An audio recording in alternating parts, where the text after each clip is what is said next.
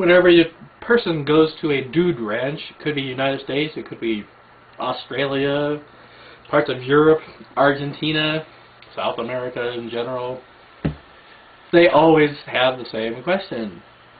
Can you ride a horse? Lots of people, when they go to a dude ranch, they say, sure, I've been on a horse lots of times, if they are male. If they are women, they will say, generally, the truth. Men, you cannot get them to tell the truth about if they've ever been on a horse or not. Because it is unmanly to have never ridden a horse, apparently. The few times that I've been to a dude ranch or a horse stable that rented out horses, and I'm asked that question, I say no. That way, I get a tired old nag to ride and not a spirited young horse. That is perhaps not as much fun to ride, but it's a whole lot less work. Cola. There are a lot of advantages to not being a cowboy. Ask any, I hate to say the word, but real cowboy out there, and there's a shitload of real cowboys in the world, not merely in the United States, and they will tell you, being a cowboy sucks limes. The job really, really sucks. I thank my gods every day that I am not a cowboy. And this also, of course, applies to cowgirls. The job sucks. I mean, it really fucking sucks. Nobody in their right mind would want to be a cowboy, cowgirl, work on a ranch on top of a horse all spring, summer, and fall. And then, of course, in the wintertime, they do jobs around the ranch. You know, every now and then they have to go out and feed the cows if there's snow on the ground. Take, for instance, yesterday when we moved the herd. There is a cow, number 27, who is a homicidal, schizophrenic lunatic. She hates humanity with a purple passion.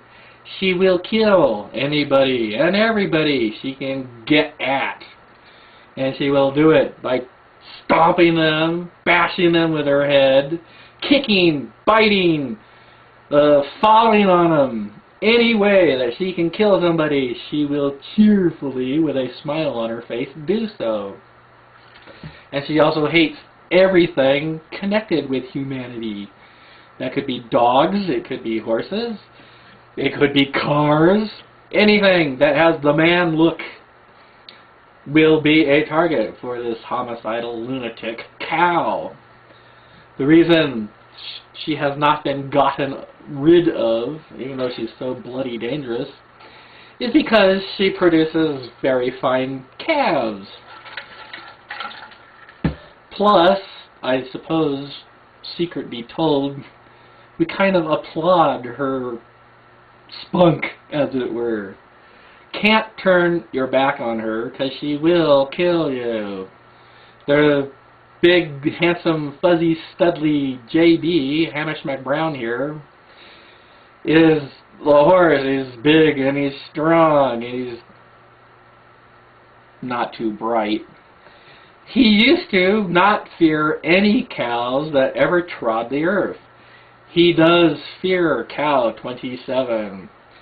When cow 27 is being pushed along with the rest of the herd, she will be last in the line just so that she can suddenly rear around and charge horse and rider.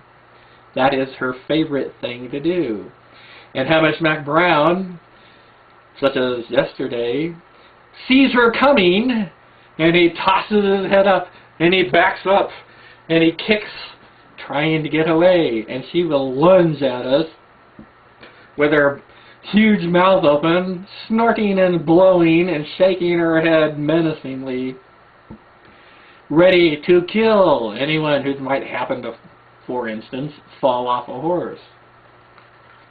That is just one danger that cowboys throughout the world face. What they call rogue cow or a rogue steer or a rogue bull.